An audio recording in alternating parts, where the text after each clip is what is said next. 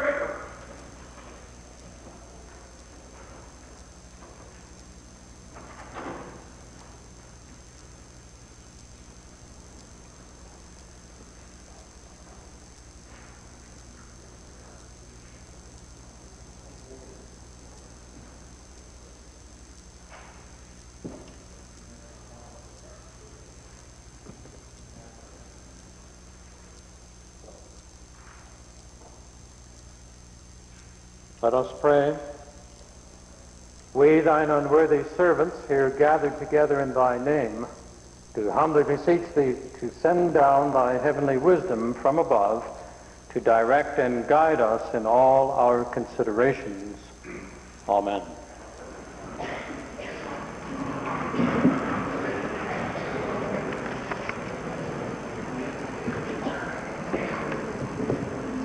Introduction of visitors. Mr. Speaker, I'm pleased today to introduce to you and to members of the Assembly Lebanon's ambassador to Canada, Mr. Jabeur. And accompanying him today is his wife, Mrs. Jabeur, and they met with members of our cabinet this morning, and I had lunch with them and members of the Lebanese community here in Edmonton, and they'll be traveling now to Banff and Lake Louise. Would they rise in your gallery, Mr. Speaker, and receive the cordial welcome of the Assembly?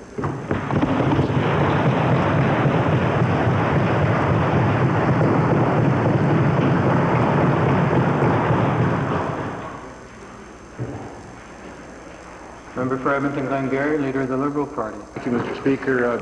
It's with great enthusiasm that I bring to your attention and to the attention of members of this Assembly a special guest visitor to our province, a Member of Parliament from Ottawa South and the critic for finance for the Liberal Party of Canada, John Manley, in your gallery, sir. Would you please welcome him?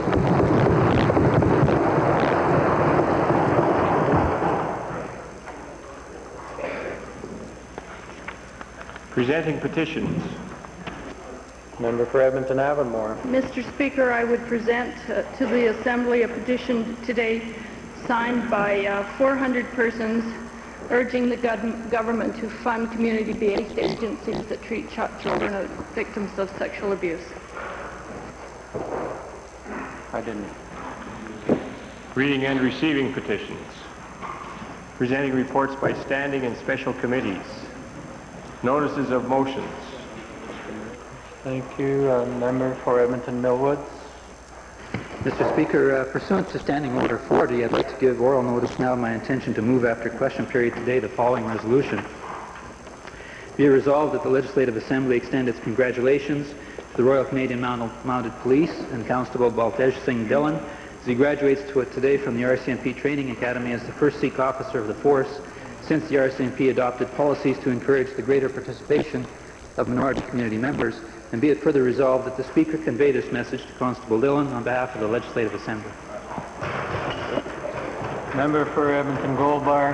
Thank you, Mr. Speaker. Mr. Speaker, I beg leave to give notice at the end of QP that I will stand under Standing Order 40 to request unanimous consent to propose the following motion.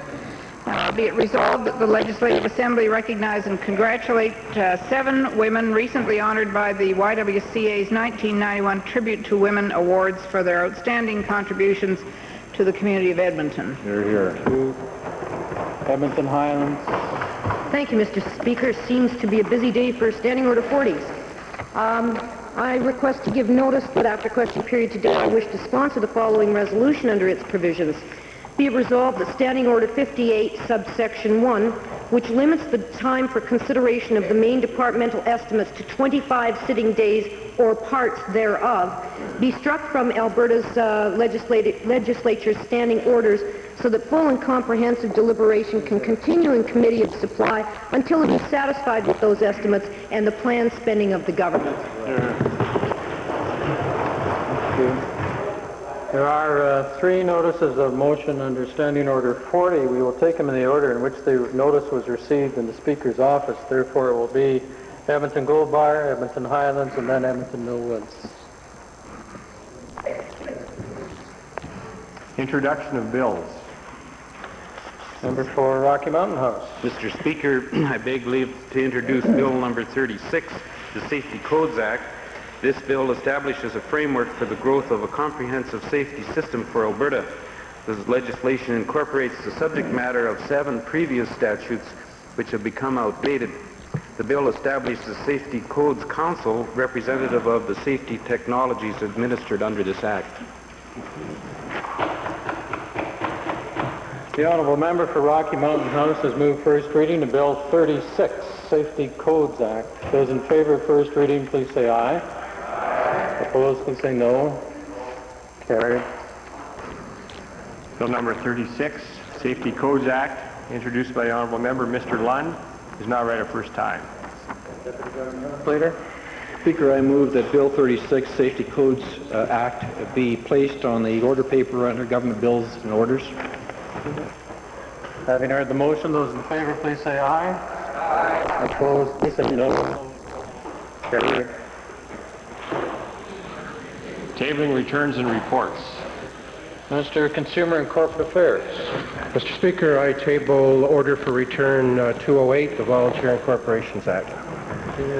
Additionals, Minister of Technology, Research and Telecommunications, followed by the Solicitor General. Mr. Speaker, it's my pleasure to file the National Science and Technology Action Plan statement as recently released by the Federal Provincial Territorial Meeting of the Council of Science and Technology Ministers. Okay. The Honourable Solicitor General. Thank you, Mr. Speaker. I'm pleased to table this afternoon the government's response to question number 303 on the order paper. Thank you. Edmonton Jasper Place. Speaker, I wish to file a list of 13 projects for which an environmental impact assessment has been requested but not granted by Alberta Environment. Okay. It's right behind you. Behind you. Thank you. Introduction of special guests. Member for Panoka-Rimby. Mr. Speaker, the purpose of the Alberta Legislative Intern Program is to provide university graduates with an opportunity to experience firsthand the functioning of Alberta's Parliament and at the same time provide members with exceptionally competent assistance in research and in work for constituents. Mr. Speaker, our legislative interns have just returned from visiting the House of Commons and the Quebec National Assembly. The travel portion of the intern program is made possible through the generous support of Canadian Airlines and Petro-Canada. Seated in your gallery today, Mr. Speaker, is Judy Wish, Director of Public Affairs for Petro-Canada. I would ask that Judy rise and receive the warm welcome and thanks of members of the Assembly.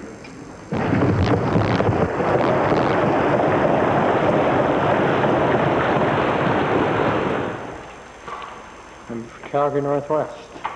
Thank you, Mr. Speaker. Mr. Speaker, it's my pleasure today to introduce to you and to members of the legislature a total of 93 students from W.O. Mitchell Elementary School in the constituency of Calgary Northwest. They're located in both the member and public galleries, Mr. Speaker. I might note that a number of these students are former students of the member from Calgary Bow who taught at that school for a number of years. Accompanying the students, Mr. Speaker, are teachers Mr. Rook, Mrs. Braun, Ms. Burton, and Mr. Allard. As well, we have parents Mrs. Johnson, Mrs. Farrow, Mrs. Duncan, Mrs. Day, Mrs. Montgomery, Mrs. Thomas, Mr. Lackey, and Mrs. Clark. And so I'd ask all those students in both galleries to please rise and receive the warm welcome of the legislature.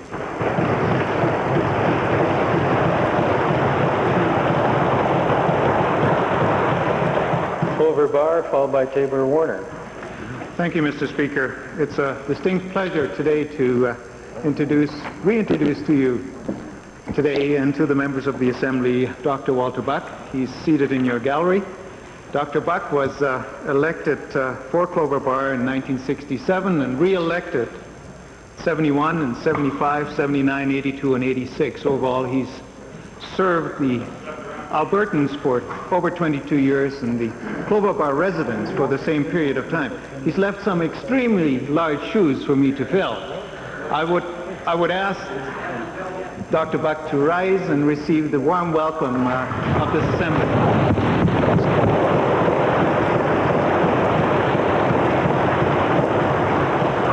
Tabor Warner. Mr. Speaker, I'm pleased to introduce to you and through you to members of the Assembly a group of grade 8 students from the Earl Rivers High School in Milk River. They're near the end of their visit to our provincial capital and joining us here in the Assembly today. They are accompanied by teachers Mr. John Parker and Mr. Brian Ammon, and by parents Mrs. Shirley Hanson, Mrs. Cindy Rombo, Mrs. Ann Stelton, and Mrs. Bev Fleming. As well, it hasn't gone unnoticed, Mr. Speaker, that one other parent is along, and I'm not sure if that was by accident or designed by other parents to ensure that the curfew was strictly maintained, but Corporal Bob Gray from the Milk River RCMP detachment. I've asked the students, the parents, and the volunteer parents to rise and receive the traditional warm welcome of the Assembly.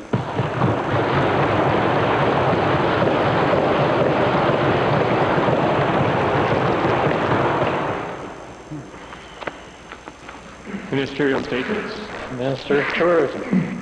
Mr. Speaker, as Minister of Tourism, I'm pleased to advise this House that May 13th to 19th has been designated as National Tourism Awareness Week in Canada. Tourism is big business in Alberta and benefits all Albertans. Tourism is now ranked as Alberta's third largest industry, employing over 100,000 Albertans on a full or part-time basis.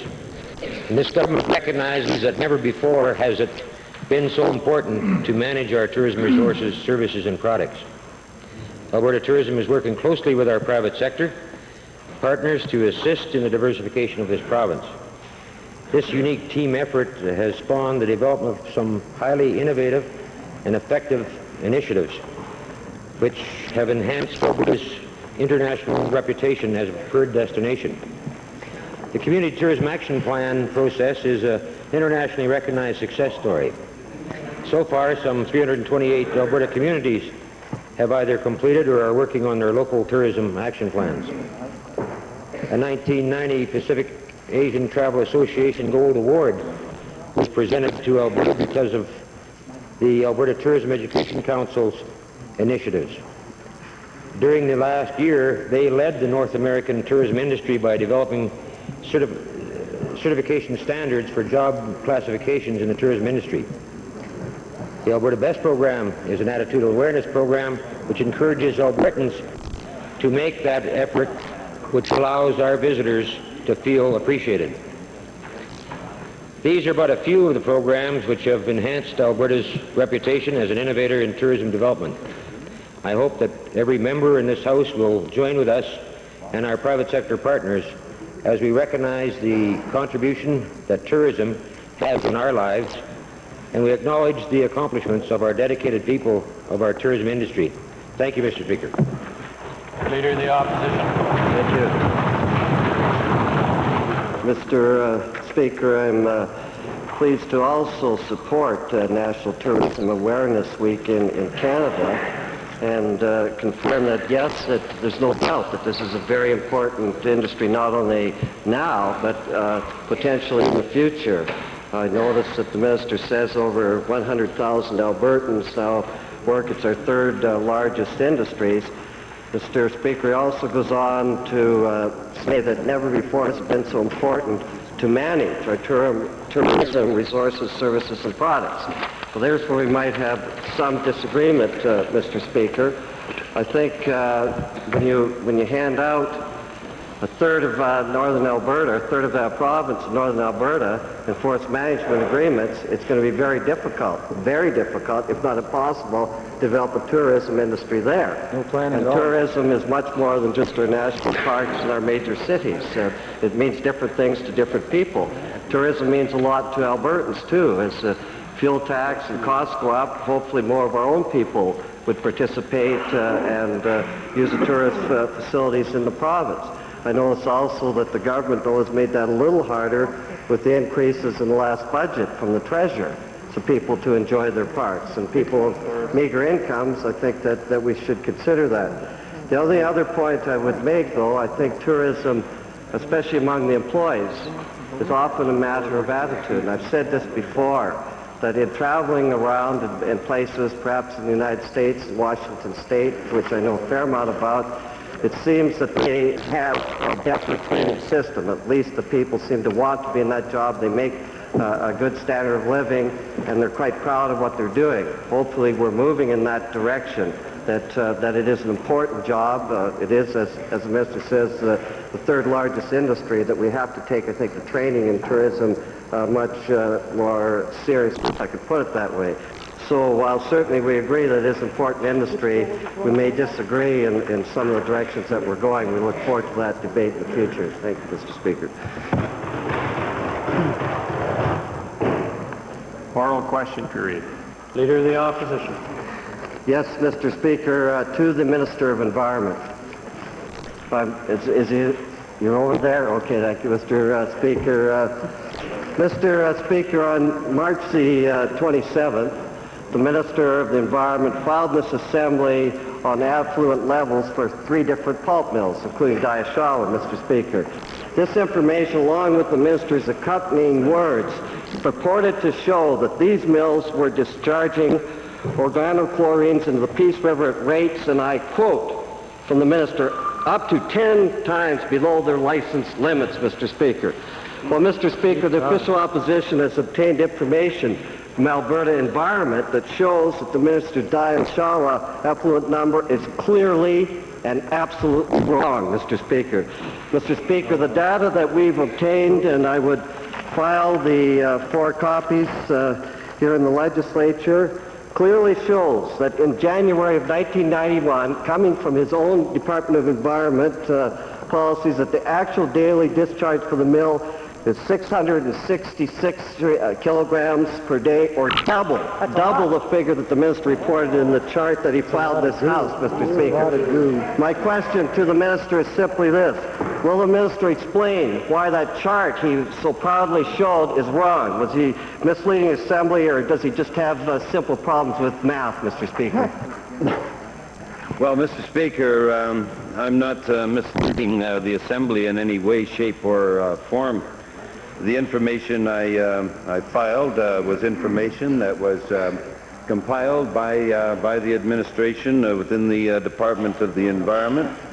It's purported to be good, honest information. If there is a particular or specific incident involving one particular day, then I would ask the honourable leader of the opposition to provide me with that information. I'll have it thoroughly investigated and provide him with an answer.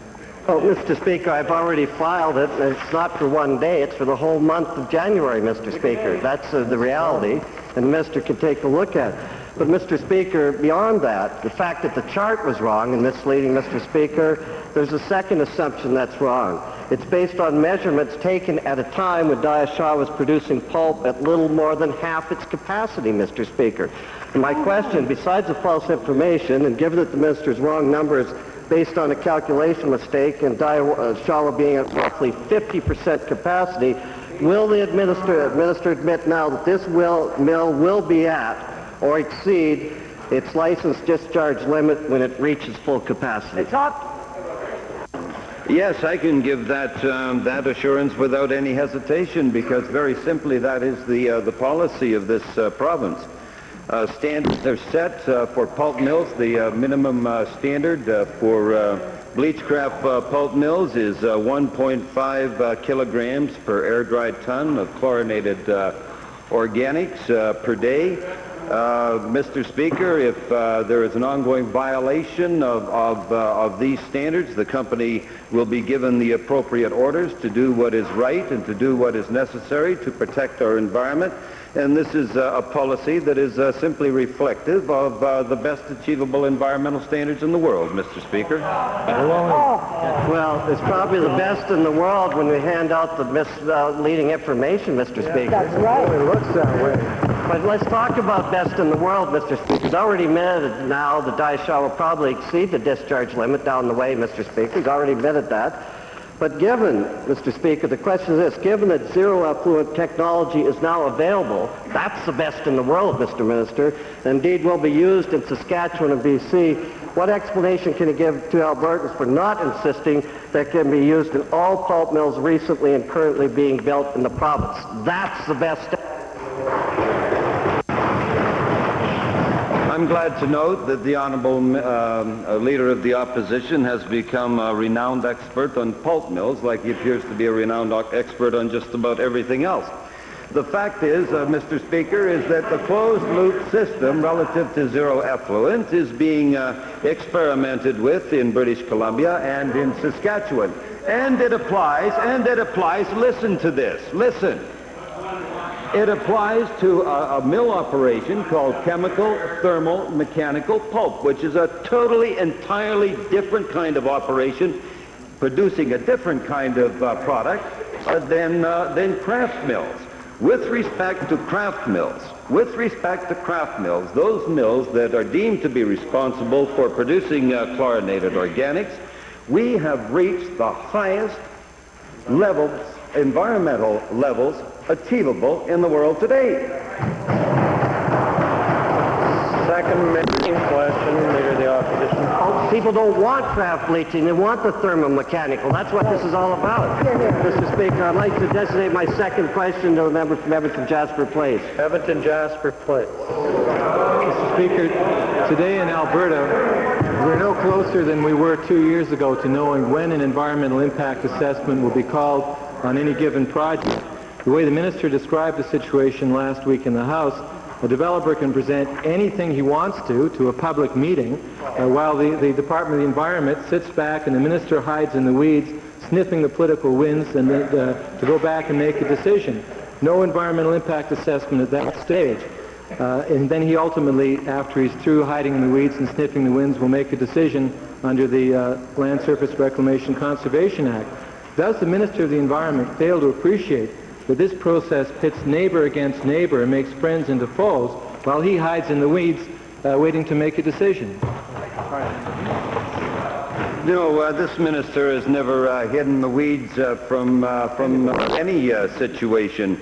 Basically, we try to do what is right, and what is proper is we try to get both sides of the story. We try to obtain as much mediation as we possibly can. We listen, we respond, and then eventually we do the right thing. But before we do the right thing, we make sure that all sides have been brought together and that there is as much consensus as we can possibly obtain before addressing a particular matter. Well, while he's deciding whether to do the right thing, as he puts it, you have company goons who shout down people at meetings who try to ask questions, Alberta environment officials who won't answer questions because they're afraid, and developers who threaten to withdraw projects if the right questions are asked. So, in view of the fact that this process has become a bit of a charade, when's he going to put in something in place so we know where we stand at the outset, as opposed to the sitting back and waiting to see how things develop? You know, Mr. Speaker, this honourable member is of the notion that the E in environment stands for everything, and that is there should be an everything environmental assessment. I mean, if he had his choice, every doghouse in the province would be subjected to an environmental impact assessment. There are different degrees of environmental impact assessments, different degrees. Certain projects require a certain kind of treatment. With respect to the Sunpine project, for instance, it requires a different kind of treatment than, say, an LPAC or a major water diversion project. You don't apply the same kind of environmental impact assessment, spending literally thousands, in some cases millions of dollars, to address some projects that don't have nearly the environmental impact assessment that other projects might have. So what you have to do, Mr. Speaker, is do a reasonable evaluation, a reasonable screening of these projects, and then decide, based on what is reasonable, what kind of an environmental impact assessment should apply.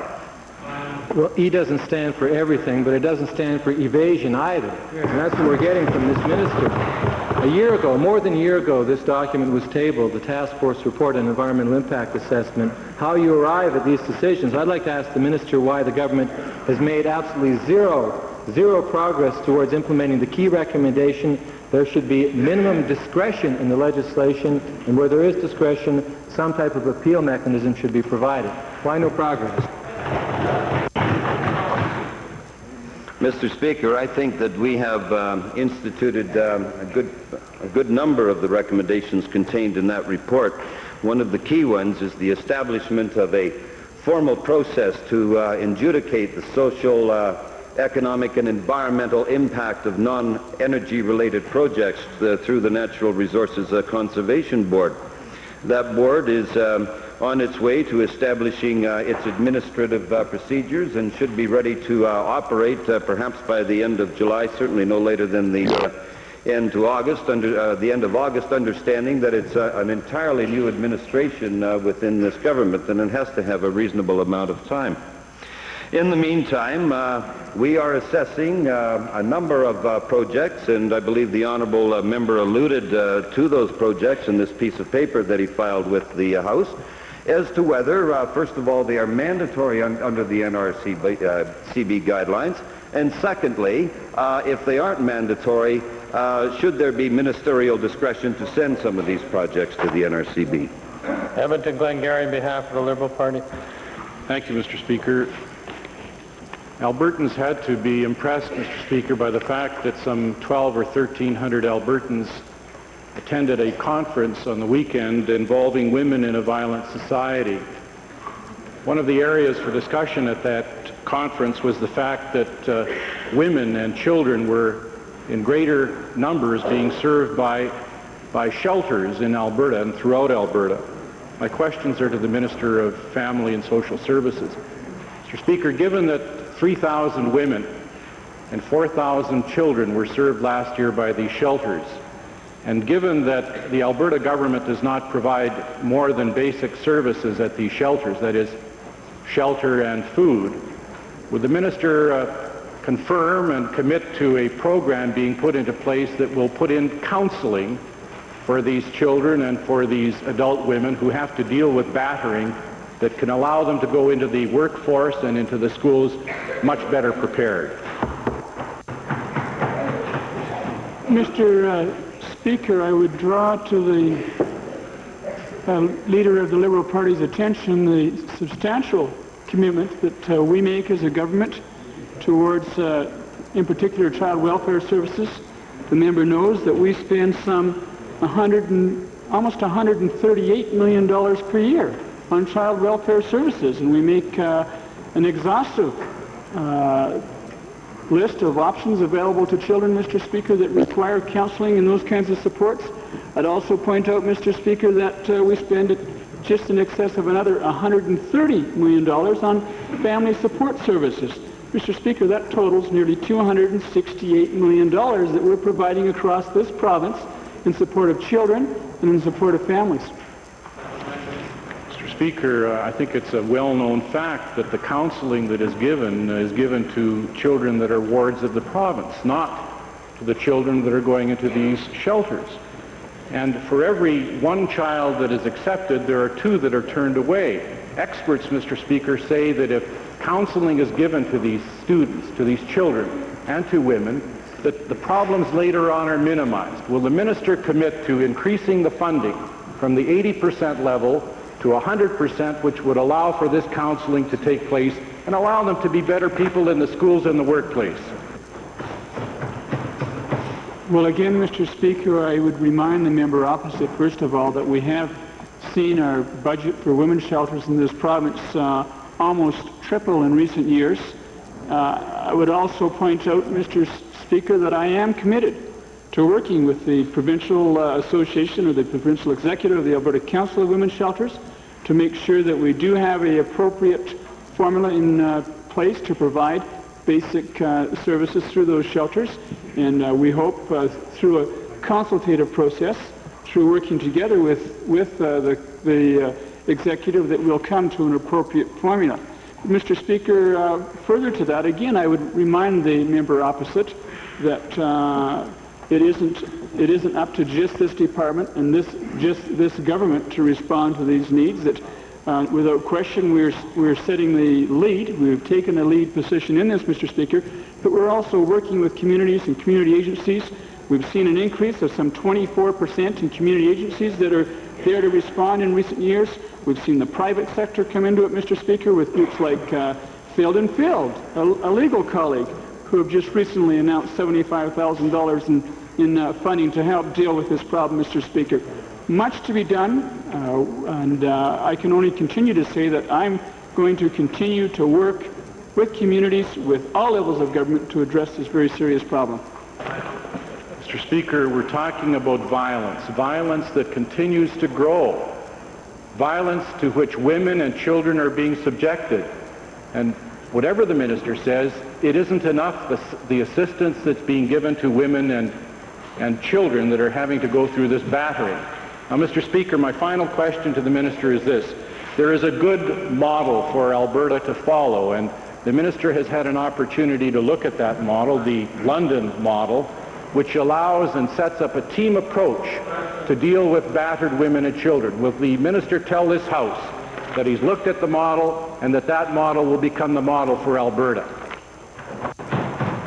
Mr. Speaker, I can tell this House that I have looked at that model and others that have been brought forward, and as I mentioned to the member earlier, I'm at the point now where we're sitting down on a rational basis, discussing the options with the executive of the Alberta Council of Women's Shelters, and we hope to be able to finalize and bring forward a final position at the end of this year.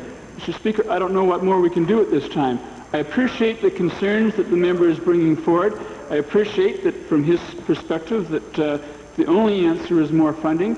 We're trying to keep abreast of that as quickly as we can. As I pointed out, we have had substantive increases during a time of restraint to try to address this very serious problem. Mr. Speaker, I am committed to working as hard as I can, along with my government colleagues, to do what we can to put an end to family violence. We have taken a number of positive steps. We've shown that we are leaders here in the nation, and we're going to continue to do that, Mr. Speaker. Calgary Bowl. Mr. Speaker, my question is for the Minister of Career Development and Employment. Honourable Minister, with all the layoffs taking place in Calgary, such as we saw last Friday with Canada Packers, could the Minister give an update on the employment statistics for Calgary? Mr. Speaker, for the month of April 1991, the unemployment rate for Calgary, seasonally adjusted, was up slightly by 0.1% over March of 1991 to 8.3%. Now, some may be alarmed, Mr. Speaker, and it's not something we'd minimize as well. But, Mr. Speaker, Calgary enjoys the 7th lowest rating of cities across Canada, with Edmonton being 8th. And as well, Mr. Speaker, Vancouver, Toronto, Winnipeg, Montreal are all higher, with Montreal at a rate of some 13.1%. Now, while there have been layoffs and more people entering the labor market, the majority have been able to find meaningful jobs and employment. Since 1983, there have been some 70,000 plus new jobs created in Calgary. To reach the all-time high of 1983, Calgary would have to lose 74,000 more jobs, which we do not anticipate or project at all, Mr. Speaker. And Mr. Speaker, I might add, we'll continue to assist those in need of counseling as to future career moves and training as required, in particular in need of such layoffs as Calgary has just recently occurred.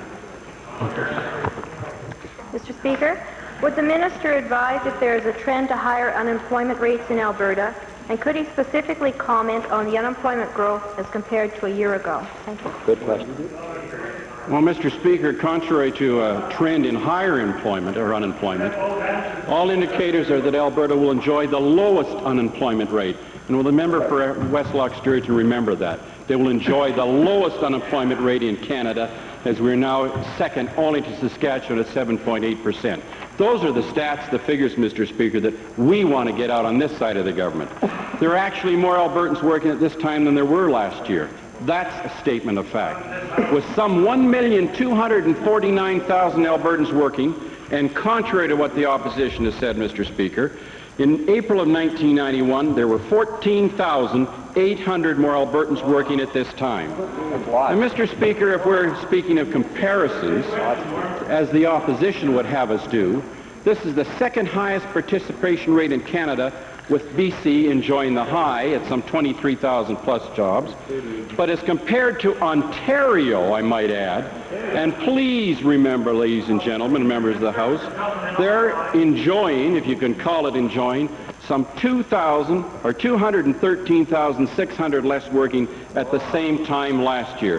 Mr. Speaker, the record speaks for itself.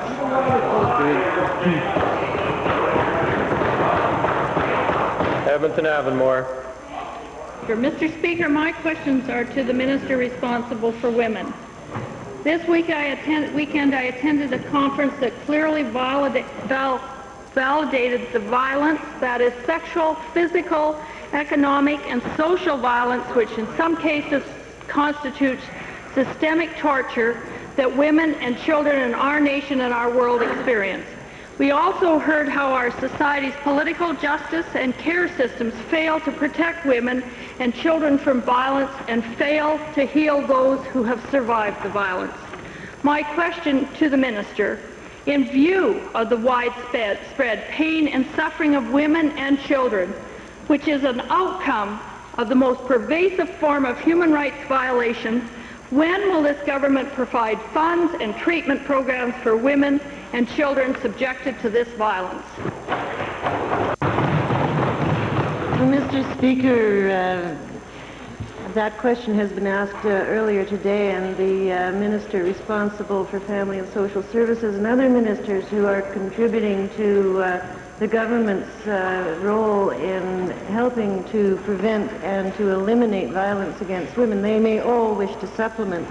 But let me say that the conference was a very important one, and I was pleased to see so many women from all across Canada and from outside of Canada gather together, because I think that it demonstrates yet once again a growing awareness and a growing commitment on the part of all individuals and all organizations and all governments across Canada to work towards the prevention of violence against women. Mr. Speaker, the previous answers were given in response to the view of violence as being violence which occurs in the home. This conference dealt with violence that is social, economic, and political, and takes many, many forms. The conference said time and time again that remedies and treatment are neither adequate, appropriate, nor effective.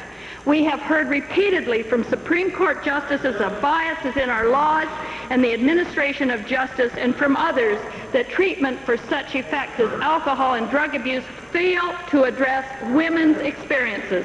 My question to the minister, what is this government going to take from this conference in terms of direction for providing real solutions that meet the real needs of women and children in Alberta who are victims of violence? Mr. Speaker, of course, as the honourable member knows, both myself and the Minister of Health were in attendance, at least for some part of the conference. And we are looking forward to receiving the official results of that conference, which will be extensive given that there were over 50 workshops. And we will be looking forward to working with the Canadian Mental Health Association, which was the sponsor of the conference, to explore ways and means in which all organizations, individuals, and governments as partners can address the violence which we are speaking of. Westlock Sturgeon. Thank you, Mr. Speaker. Mr. Speaker, the consumers of this province are justifiably concerned that the government has pulled all the teeth of the Public Utilities Board, the chief protector of consumers in this province for over 70 years. Now, to the Minister of Energy, was the chairman of the PUB fired because in this past year he went against the wishes of the Minister of Agriculture by permitting the uses of 4-liter milk jugs? And also in the past year, could it be that he was fired because the giant electrical companies were ruled that they couldn't charge consumers for new facilities before the facilities were put on stream? No on both counts, Mr. Speaker. Mr. Speaker, when somebody has 3 years to go on a contract and gets told to stay home when he's obviously in good health, that's firing no matter what the minister says. Now, Mr. Speaker, then, is one of the fruits of this government's arrogant move against consumers for the last weekend's announcement by TransAlta Utilities that power rates will be going up 16%? Is this one of the results of the arrogant move of firing the one watchdog we had to protect us? Well, first, Mr. Speaker, there are more than one board member at the Public Utilities Board. The responsibilities on those boards are shared amongst all those board members, Mr. Speaker, and they do a very good job. I believe that there has, in terms of the consumer protection and the interests of all parties when it comes to hearing matters before that board, have been dispatched in a very competent way. The honourable member suggests that somehow there's only one member of the board that's competent. I reject that, Mr. Speaker. We have made some changes due to some restructuring, Mr. Speaker, and it was a result of in-depth conversations between myself and the former chairman, and we both came to a common agreement. Frankly, Mr. Speaker, the member is way out to lunch. Cypress Redcliffe. Mr. Speaker, my question is to the Minister of Environment. A number of months ago in this House, there's a series of questions asked related to a company in the Medicine Hat area, Eltex Sanitation, and I wonder if the Minister can inform the House if there's been any recent actions related to the problems created with environmental infractions with that company. Thank you.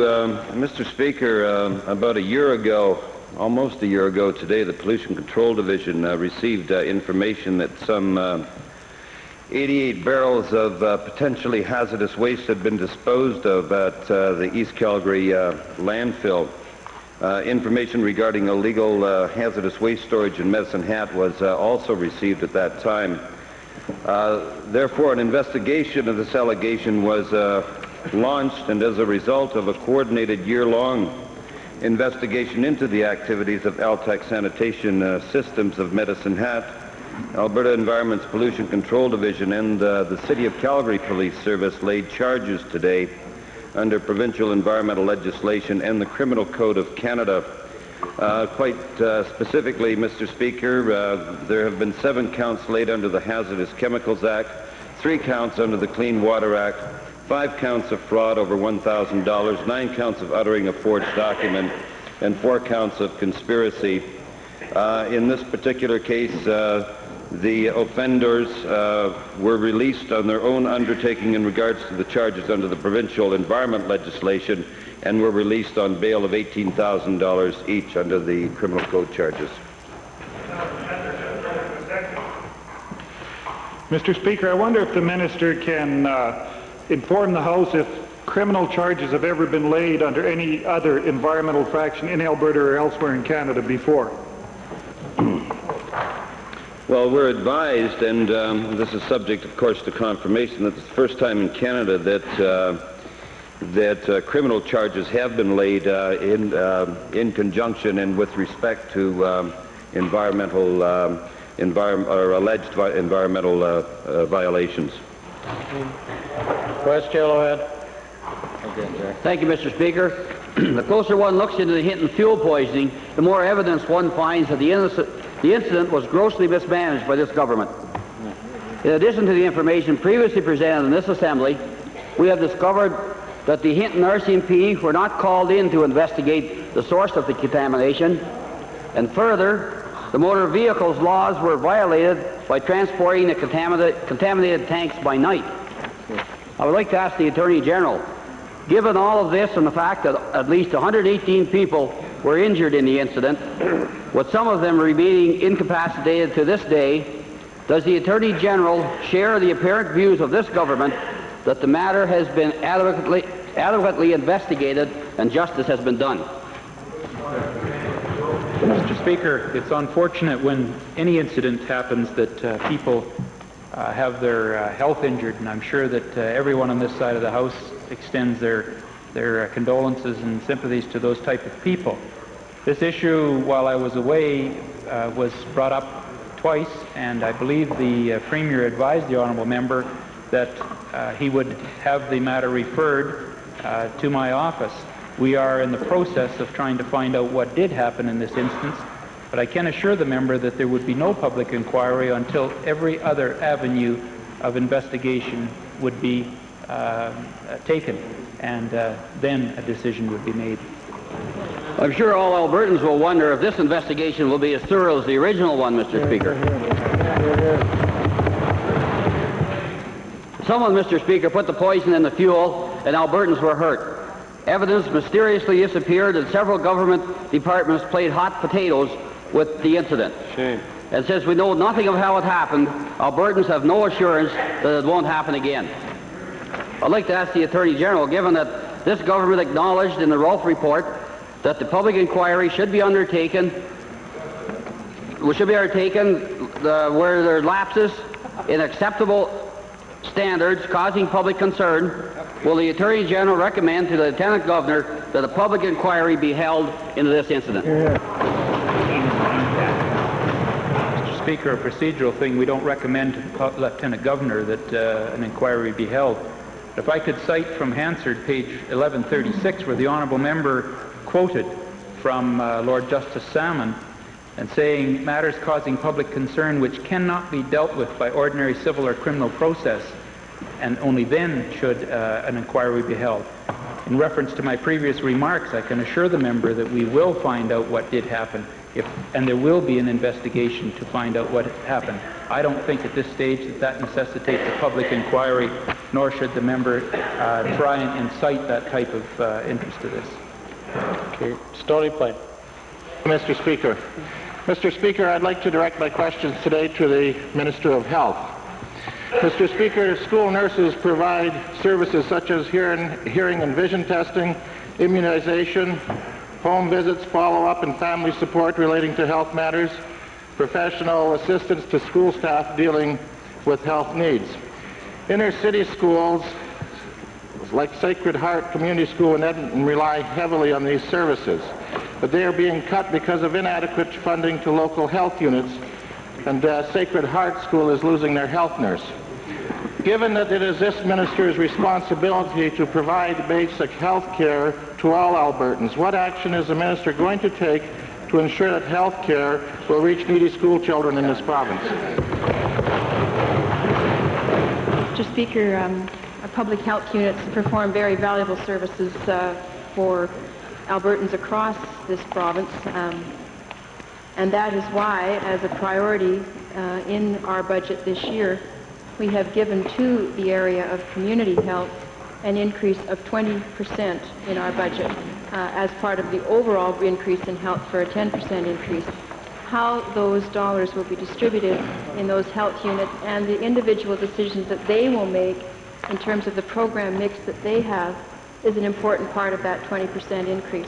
I also note that with respect to the inner city schools, the ones that the honourable member named, there is over and above the community health impact, the impact of the High Needs Project, which is supported by the Minister of Education. Mr. Speaker, inner city children get virtually no health care anywhere else. And they have been greatly helped by school nurses who provide preventative services, services which will help Albertans or help save Albertans millions of dollars in the long run. Now, recently there was a special education review, and given that recommendation number 8, that's recommendation number 8, and the education review states specifically that funding and monitoring services such as speech therapy could be given directly by the Department of Health to school boards. Will the minister take this recommendation and ensure that health nurses will be provided directly to needy schools such as Sacred Heart by her department, thereby ensuring that the schools and children do not become victims of health unit cuts? Mr. Speaker, first of all, the honourable member has really asked about 3 questions in his one, so let's work through them all. Firstly, with respect to the special ed review in which the Alberta Department of Health is pleased to participate, the recommendations of that review are under advisement. The Minister of Education certainly held a very important conference in this past weekend over the use of the funds and how we can get best value for our funds for special ed. Secondly, with respect to speech pathology, as the honourable member would know, speech pathology is a program that has been transferred to the Department of Health and is administered through the health units, certainly in consultation with our school boards, to ensure that we provide access to speech pathology services right across this province, including the inner city. And I know that given that the Edmonton Board of Health has brought its component of speech pathologists up to a higher level than it had in the past, we are hopeful that the services, not just in Edmonton, but certainly across the province, will be complemented as a part of that review. Calgary Northwest. Thank you, Mr. Speaker. Mr. Speaker, my question today is to the Minister of Forestry, Lands and Wildlife, and deals with the outfitting and guide policy recently implemented in this province. Like most of the policies of this government, it seems that it supports the wealthy, the big operator who's got ties to the government. Unfortunately, the effect on the small individual operator has been rather tragic. I've been approached by a number of those small outfitters who have lost their livelihood as a result of this policy, with stories, Mr. Speaker, quite honestly, that are of terrible personal loss and tragedy. And they have one question that they're putting to me that I would like to put to the minister today. And that question is simply this: what is the status of the hardship review committee that was supposed to be established as a result of the change in government policy whereby some of these outfitters have lost their jobs? Where is that committee? Mr. Speaker, I'm pleased to answer that question. We did make a commitment to establish a hardship review committee, and 2 things need to be done before it was put into place. First of all, had to decide who would be on the committee. That decision has basically been made. The second area had to be the mandate of the committee, and that's basically now been put into place. So I would expect within days now the hardship review committee will be prepared to hear cases. Well, my supplementary then to the minister: could he consider including in the mandate that the committee be proactive and actually go to all of the outfitters that used to have licenses to be outfitters and guides that have lost it, rather than waiting for those people to come to the committee? Will they go out and reach those people that have lost their jobs? No, Mr. Speaker, they won't. They will. The committee will be well communicated that it's there, and individuals, if they feel that they've experienced some hardship, or have an opportunity to review the mandate of the committee, and will certainly can make representations to it. Red Deer North, followed by Edmonton Calder. Thank you, Mr. Speaker. My question is to the Minister of Advanced Education. On Saturday, Red Deer College witnessed another successful convocation ceremonies. Very positive time. If there was any slightly dampening note, it was the fact that some students were asking me the question, is there a policy now in place regarding degree granting status so they won't have to finish their 3rd and 4th years in other cities? So rather than rephrase the question, I'll just ask the minister, can you read my lips? You weren't watching. Mr. Speaker, it's somewhat difficult for a minister to read through the back of his head and on a member's lips, but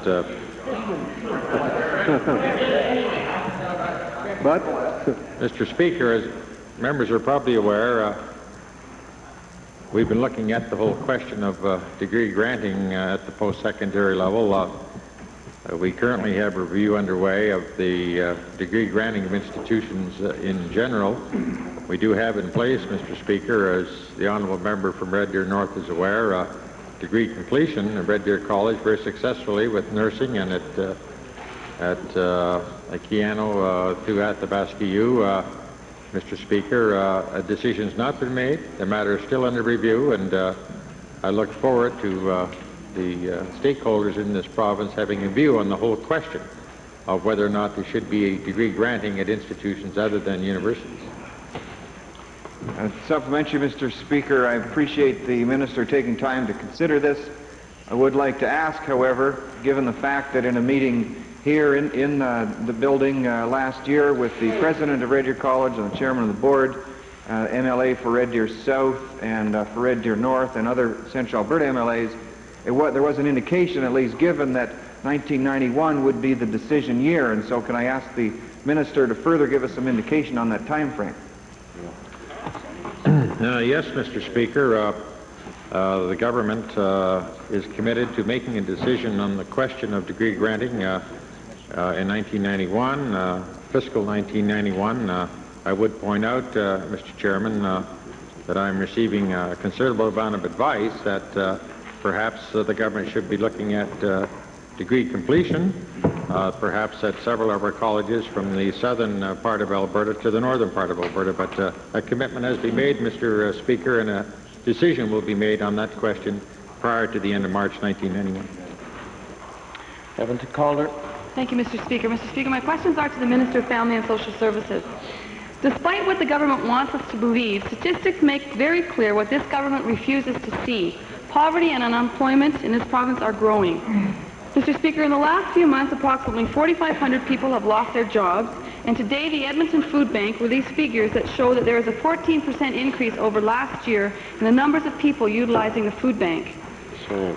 Given that the numbers are growing and feeding you and your family through the food bank is totally inappropriate and unacceptable, when will this minister take some concrete action, such as adjusting social allowance rates to reflect the true cost of living, and start dealing with this issue? Well, Mr. Speaker, obviously we're concerned anytime that there's an increase in food bank usage. I would point out, though, that we monitor it very closely, Mr. Speaker, and the information that I've been provided with shows a very modest percentage of our clientele that are having to turn to food banks.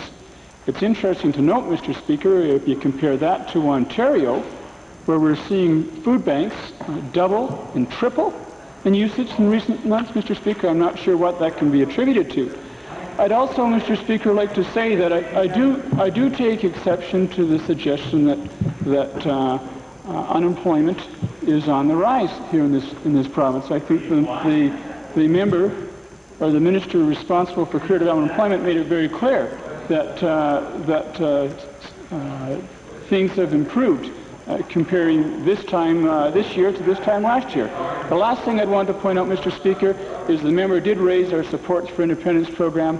I'd point out, Mr. Speaker, that again, when I looked at our year-end figures compared to last year, we're perhaps the only province in Canada that showed a small decrease in our caseload.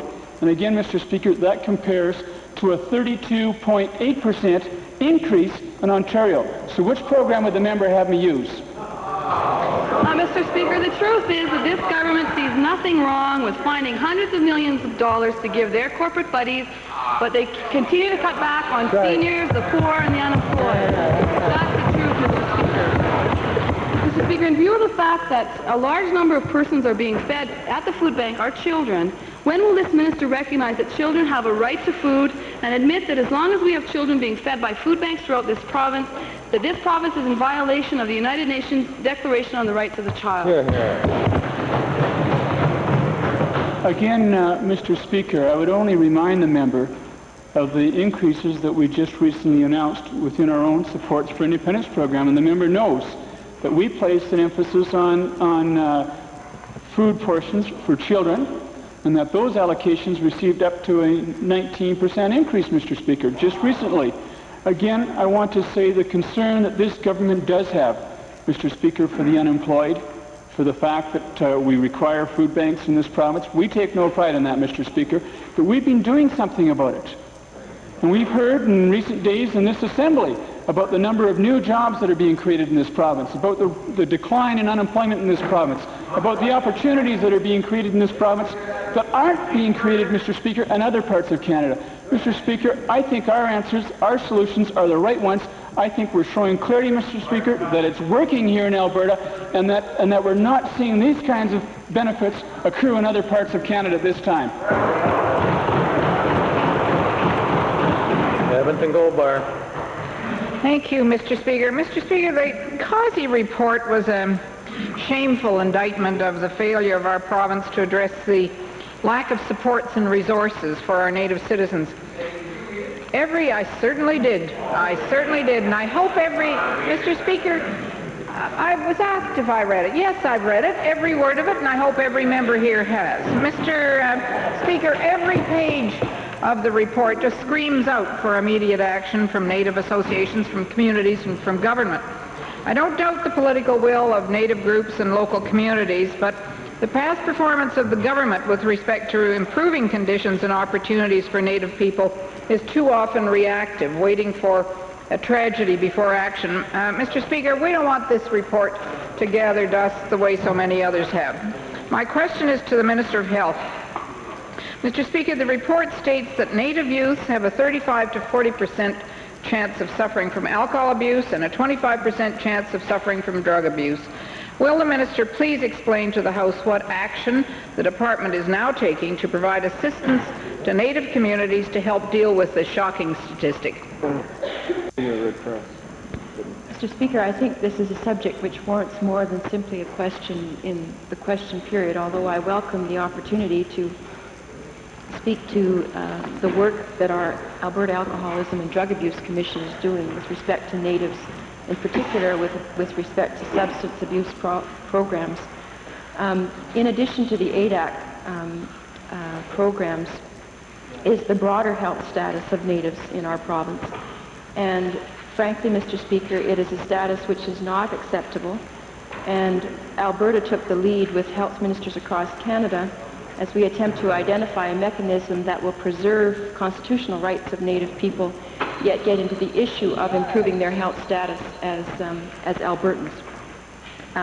We have launched a consultation process with Native groups across this province to deal with how we might improve Native health status versus the rest of the general population as one of our health goals.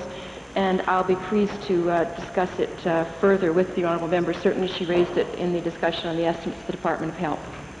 Mr. Speaker, a further question then. Will the Minister tell us whether or not there is a clear process in place of providing funds to Native communities, working with Native communities so that more alcohol treatment centres similar to Poundmaker's Lodge in St. Paul can be established? Is there a process? Well, certainly, Mr. Speaker, ADAC looks at delivering its programs to Natives wherever they are, because as we know, the problem isn't just with Natives in their own home communities, it also is a big problem with Natives in the inner city, which takes a different approach and a different need to be addressed. Nonetheless, I think while the chairman of ADAC may well wish to supplement the specific programs with respect to communities, let me say that the Native population and their substance and drug abuse difficulties is certainly a target population for the ADAC organization. Thank you. Question period is at an end, but before we deal with Standing Order 40 requests, might we revert to the introduction of special guests? Opposed? Carried. Thank you. Associate Minister, Family and Social Services. Yes, Mr. Speaker. It gives me a great deal of pleasure to introduce to you and to the other members of the Assembly 37 Girl Guides and Pathfinders from the towns of Olds and Didsbury who are visiting us today. They're accompanied by Mrs. Lynn Blair, Mrs. Joyce Quaife, Ruth McCurdy, and Cynthia Driscoll. I wonder if they would stand and receive the very warm welcome of this Assembly.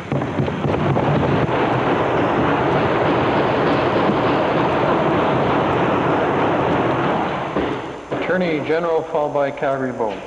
Thank you, Mr. Speaker. It's my pleasure to introduce to you and through you to the Assembly 16 students from the Camrose Composite High School. They're escorted along with their teacher, Charlene Barba, and they're seated in the members' gallery. I'd ask that they rise and receive the usual welcome from the Assembly.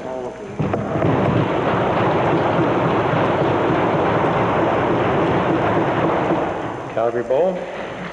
On behalf of my colleague from Athabasca Lac La Biche, it gives me a great deal of pleasure to introduce to you and through you to the Assembly 26 students from the Smith Elementary School in the constituency Athabasca Lac La Biche. They're seated in the public gallery and are accompanied by teachers, Miss Leanne Krunick, Mrs. Laurie Cassette, parents Mrs. Cindy Race, Mrs. Laura Malone, and Mr. Reg Netterville.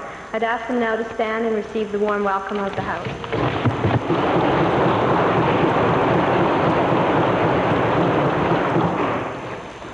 Three Standing Order 40 requests, and I've received a note here at the chair that the House Leader for the Liberal Party has agreed to exchange places with the House Leader for the New Democrats. That's not physical places in the House or parties, but just strictly with Standing Order 40s. So first, Edmonton Highlands. Thank you, Mr. Speaker, and thanks to the House Leader for the Liberal Caucus. I appreciate that accommodation.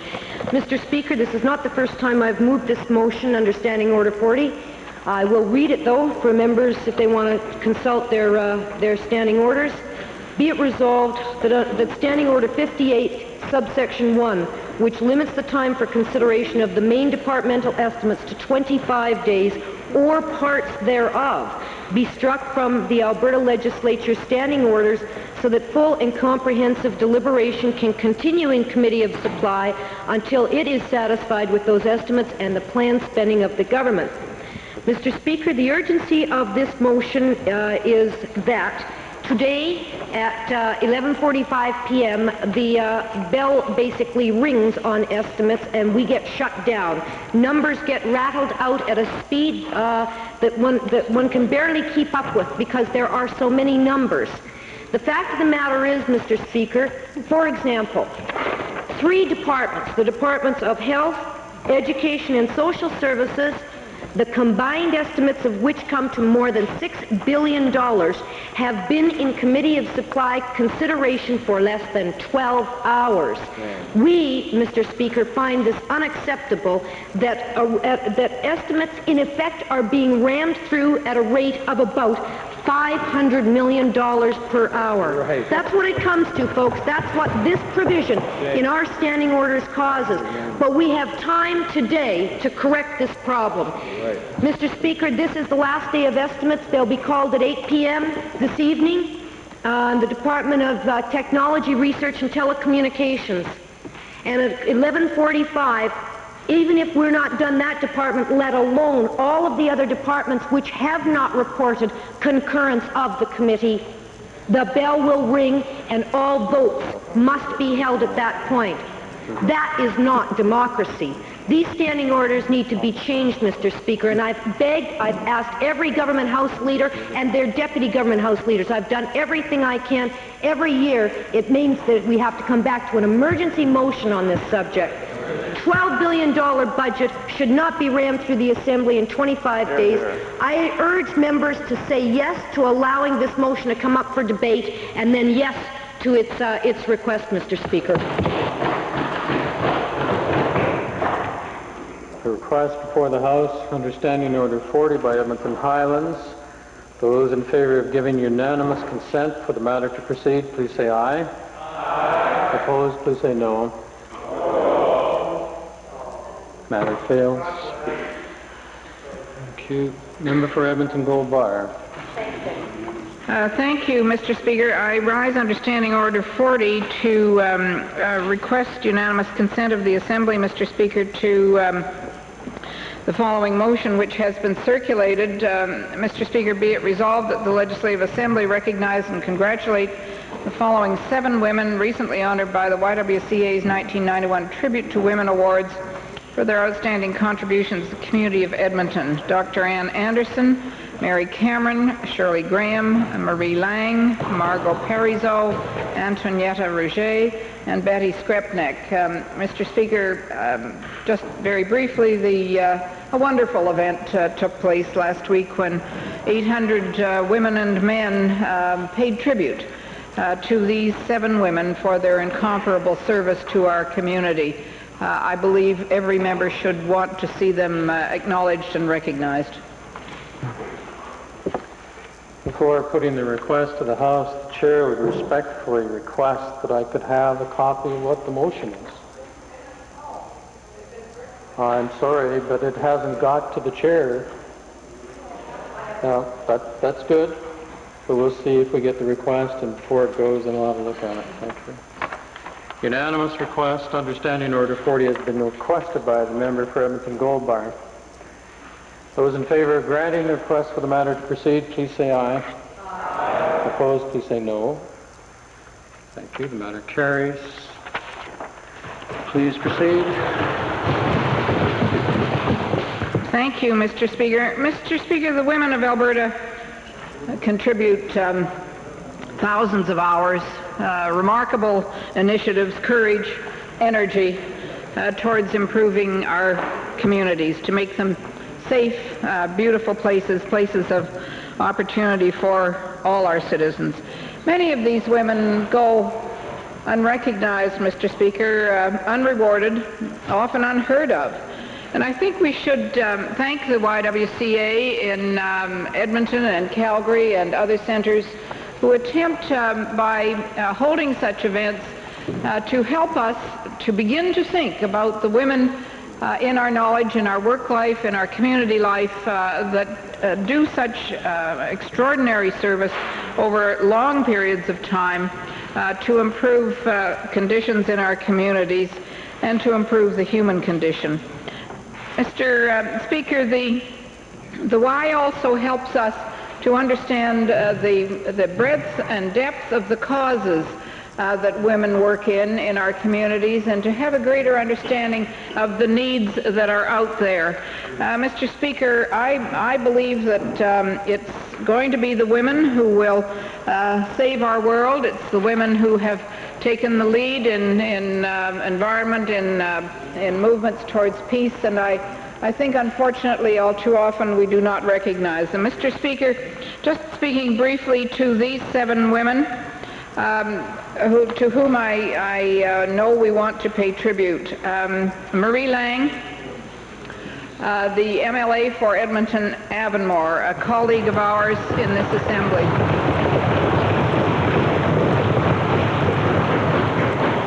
Ms. Lang was the winner in the Public Affairs category. We do know of her outstanding work in the Rape Crisis Center. We know of her continuing commitment to working in peace and disarmament, working for human rights, working for family supports, dealing actively with reducing the problems of poverty, particularly poverty of children, speaking in our House and on many other occasions, speaking out against violence against women and children. We know her deep and long commitment to improving circumstances for women and for family life in our province. Mr. Speaker, Dr. Ann Anderson, the winner in Arts and Culture, is a Native author. She has written extensively on Native heritage and has taught Cree in our community and throughout the province for many years. Shirley Graham, the winner in Athletics, Recreation and Fitness, is a YWCA trainer training fitness workers and fitness trainers, has done some extraordinary work working with mature women in fitness and working in developing classes for abused women in fitness. Mary Cameron, a winner in Business Management and Professions, well known to many of us for her work in the Winter Cities Conference, and has been a tremendous force in attempting to humanize large corporations. Mrs. Cameron more recently was known to us as the president of Alberta Mortgage and Housing Corporation. Betty Skrepnik, for community service, has done extensive work with handicapped children in community schools and in starting Special Olympics. Dr. Antonietta Rouget in health science and technology, a leader in adolescent medical care and a children's advocate. And finally, Margot Parizeau in Social Science and Social Services has worked in the Women's Emergency Accommodation Center, providing supports to women who are very often without the most basic needs of food, clothing, and shelter. Mr. Speaker, these women are but illustrations of the very strong women of Alberta and their contributions. I invite all members to join me in paying tribute to their extensive work and their caring for all of us. Minister of Labour. Speaker, it is my pleasure to stand and speak on behalf of all those of us who are on this side of the House in supporting this motion. We too wish to recognize the YWCA in their program, an annual program of tribute to women. And being an MLA for Calgary West, I hasten to add, of course, that they also hold one of these dinners in Calgary, which will be some 11 days from now. I wish to add my congratulations to the honourable member who moved the motion, to the 7 women, and particularly, of course, recognizing the honourable member for Edmonton Avonmore. A great honour to have received this tribute, and also for us to be able to give our congratulations to her directly. I think all in all these tributes to women demonstrate in Alberta and in Edmonton the sort of partnership that we are all working towards, and it is in a way a revolution of the human spirit. As I have said before, we are looking for a revolution that frees us from the concepts of superior or inferior. And it is a revolution that frees us to enjoy the rewards of mutual respect, mutual gain, and mutual strength.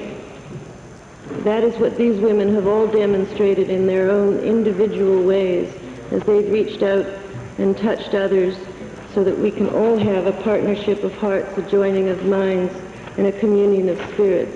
It is for that we give them tribute. Member for Vegreville. Mr. Speaker, I'm pleased to rise and express support for this motion on behalf of the Official Opposition Caucus, and thank the member for Edmonton Goldbar for bringing it forward, and for both her and the minister responsible for their eloquent comments in tribute to the 7 women honored by the YWCA. The fine work of the YWCA in the community has been well noted by both members and certainly acknowledged by all members of the House. And we'd just like to commend 7 fine Albertans for their commitment to the community and commitment to their cause and the effects that we all hope it will have in the years to come. It may strike members of the Assembly a little strange that the member for Vegreville is speaking on this motion, but I want to indicate to members of the Assembly that the member for Edmonton Avonmore, in addition to being a tireless and courageous voice for women in our society, is also a very humble person, and it would be most unlike her to seek recognition and bring attention to it when it's given her. But I want to assure members in the House and indeed all Albertans that we in the New Democrat Official Opposition are very proud of our colleague for Edmonton Avonmore. She's just a really persistent advocate and teacher for those of us who work with her, and we really appreciate her efforts and look forward to her long and productive involvement in public life. So with that, Mr. Speaker, we support this fine motion. Call for the question. Chair would point out that this would not put the member for Edmonton Avonmore in a conflict of interest position if she were to vote in favor of this motion.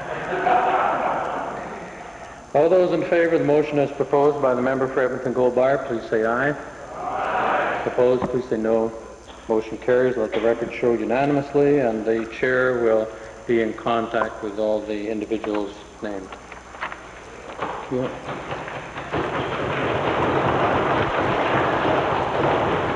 Edmonton Mill Woods, request understanding order 40. Yes, Mr. Speaker. The resolution that I gave oral notice of earlier reads as follows: Be it resolved that the Legislative Assembly extend its congratulations to the Royal Canadian Mounted Police and Constable Baltesh Singh Dillon as he graduates today from the RCMP Training Academy as the first Sikh officer of the force. Since since the RCMP adopted policies to encourage the greater participation of minority community members, and be it further resolved that the Speaker convey this message to Constable Dillon on behalf of the Legislative Assembly. Speaking to the urgency of the motion, Mr. Speaker, it is a historical day. Today is the first Canadian of Sikh heritage to graduate from the RCMP Training Academy and have his religious faith fully respected in our national police force. It is a proud day indeed for Mr. Dillon, his family, and indeed all Canadians. And I would therefore ask the support of all members of the Assembly in supporting this special message of congratulations to Mr. Dillon today. A request under Standing Order 40, request for unanimous consent for the matter to proceed. Those willing to give unanimous consent, please say aye. Aye. Opposed?